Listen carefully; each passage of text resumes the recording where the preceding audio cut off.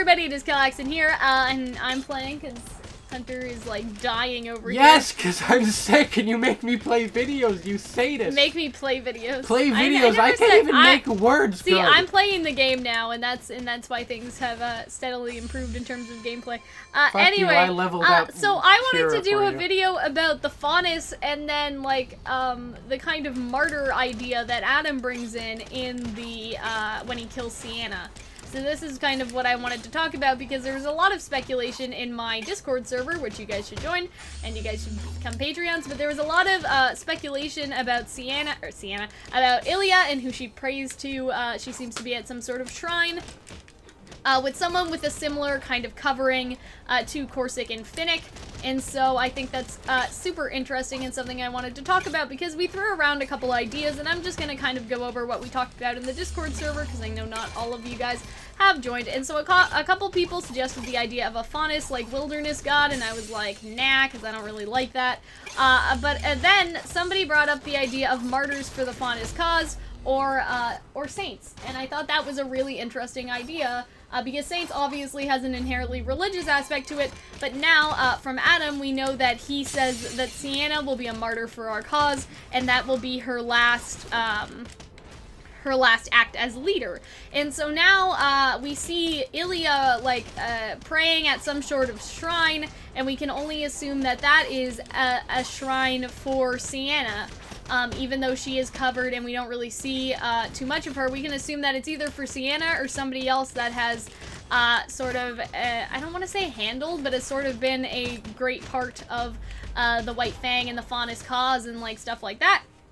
And so what I kind of wanted to talk about was that maybe the picture that Ilya is praying to is Sienna, because now we know she's dead, because most of the stuff from the trailer seems to, or the OP I should say, seems to be taken from the first couple episodes, not to spoil anything, and so we kind of see like a bunch of Weiss stuff is in the OP, and we've already covered that. Lionheart getting choked was in the recent episode and in the OP, and so it seems like they're going with sort of relevance, if you want to say. Like, they're going with the first couple episodes first so they don't spoil anything in the show, and that's kind of what I appreciate, because a lot of people said that the When It Falls trailer was a little bit too on the nose with what was happening. You still with me, Hunter? And so I just kind of wanted to talk about the idea of martyrs and saints because I think that's pretty interesting. And so now, like, we talked about that shrine a lot, and how it reminded me, because Hunter hasn't watched Mulan, but in Mulan there's a scene where Mulan goes to pray to the ancestors, and she has, like, the incense, and, like, she has, she lights, I think, a candle or something. It's like she lights something inside of the shrine. Maybe maybe it was a light. I don't exactly remember. But then she kind of goes to do that, if that makes sense. Like, she goes to do that and seek guidance. And so what I was kind of thinking of is that Faunus, during the Faunus War, or like any other situation like that, the ones that may have died, could have been turned into martyrs, and then there is a shrine where you go and pray for them. And now, since Sienna is dead, everybody is kind of mourning her, putting like newly lit candles out, and so that could have been a little bit of foreshadowing towards Sienna's death that we personally didn't realize. And so Hunter, like, if you want to kind of chime in on this a little bit, because you've been very quiet. Well, I'd like to pray to a Faunus god, because I'm pretty sure I'm about to die right now, but I really like the idea that the fauna, like, they were so rejected from wider society that they create their sort of own religion, and that becomes their unifying force. I just really don't like the idea of, like well, it makes animal sense. gods. Does that make sense? Well, we make our gods look human. It would make sense that a Faunus god would then look Faunus. Yes, but I think there's more of the implication that if you have, like, wilderness gods, that you're somehow, like, a savage sort of thing. Like, that's kind of what a lot of people think about. Like, oh, well, those savages go, like, savage Faunus go outside and they pray to their animal gods. Like, that wouldn't help. Well, I don't think. That's like that's like a human's perspective. Yeah, I know, and that's what I don't want the show to really go into. So you don't want to have that as like a stereotype, or like, these yeah, I don't like that stereotype. I like the idea in the show at all necessarily, and so I'm glad that they went more with real people who died for the cause and now are martyrs. Than like well, the I guess thing you looks could like say, a hooded figure. You don't really know. Yeah, but because Sienna is dead now, we can assume that there's going to be some kind of funeral for her because she was the leader, right? That it is her, and so I think that it is her draped in some sort of, because Corsic and Finnick wear this garb, right? That seems to be almost indicative of their position, I guess. Like maybe Sienna does wear one of those in public, and they're just like not like that in person. Does that make sense? Like that Sienna didn't have to put on airs or anything because she was in front of her own people at a secret location, but when she goes out they all wear sort of the same sort of garb, because it is kind of a little bit like a religion but a little bit different at the same time. You know what I mean? It's almost a uniform, I should say. I think that's a good idea. And so I think with Sienna, it was either Sienna or it was another martyr, but I'm pretty sure it was either or. Like it doesn't, I feel like it doesn't need to be Sienna, you know what I mean? Like, I feel like it could be, either one.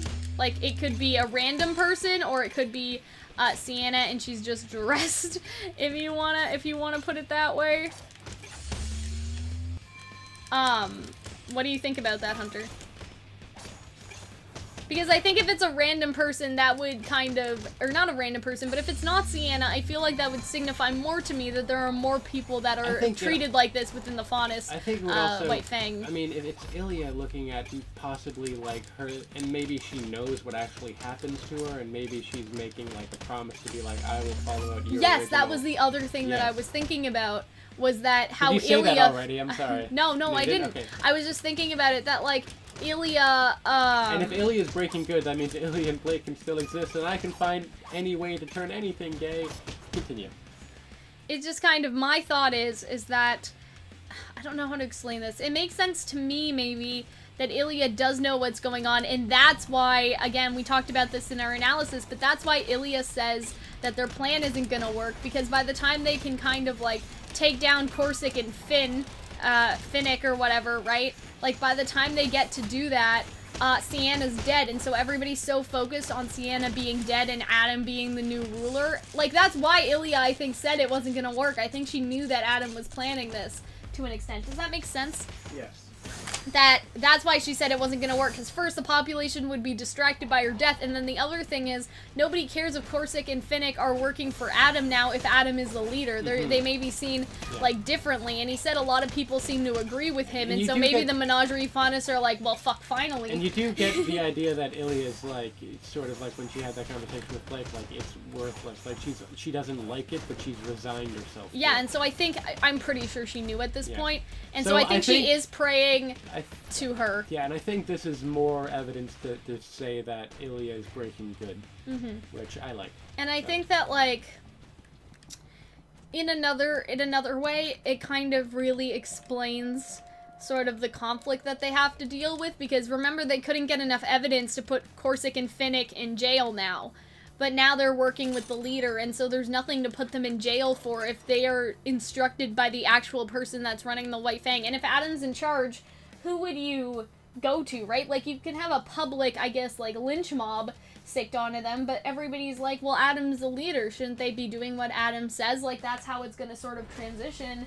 And I think that's really interesting, because where people may have been, oh, well, Adam's not the leader, like, Corsic and Finnick are going against Sienna. They can't go against Sienna. But now, there's no going against Sienna, because Adam is the one. And so if they're doing it all for Adam, they're doing it for the good of the White... Does that make sense? Like, now they're doing it for the person in charge and not against them. So how can anyone sort of argue that what they're doing is against the leader, because now Adam is the leader, right? Yes. And so it doesn't, like, it just doesn't work anymore. Like, you can't really argue that.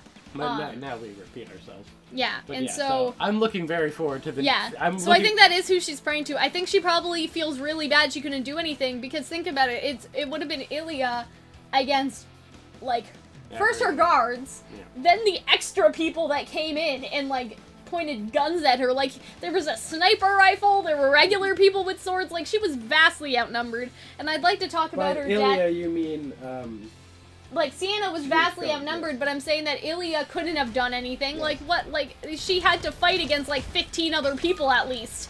You know? Her fishing rod is not that powerful. Exactly, that's what I'm saying. Like, there's no way that she could have defended. This is why what I'm looking forward to most in Volume 5 is what's taking place in the Martyrs. Yeah, and so Ilya is kind of right. It is pretty hopeless, you know what I mean? Like, unless they can get more people, like, people in the White Fang are already on Adam's side. That's why Blake's plan to turn people against him and against Corsic and Finn isn't gonna work, right? Mm-hmm. Because people are already believing in Adam. People already like what Adam has to say. When you get that far, how much can you do? You know what I mean? Like, it just... like, it makes me kind of sad. But anyway, that's basically all I wanted to talk about for this video. The role of martyrs and saints in the White Fang. Also a little bit about Ilya's death. But we're going to be talking about Ilya's death. No, Sienna's death, sorry. In case I gave anybody a heart attack right there. Hell, that's pretty racist. I think you're mixing up Faunus. They don't all look the same. Oh my How god. dare you? She was a tiger faunus or something, and Ilya's a freaking chameleon. Like, that would be, like, confusing, like, a dog and then a whale together. Like, it's not... Well, then why did you confuse a dog and a whale, Cal? I don't know. You racist! Anyways, so I hope that you guys enjoyed this video. If you did, remember to join our Discord server. But yeah, that's our small kind of take on the role of martyrs and regular people, I guess. Like, martyrs and the death of Sienna, like, in the role of the White Fang, and how this is really gonna change the White Fang. And so I hope that you guys enjoyed this. We'll see you later. Bye-bye.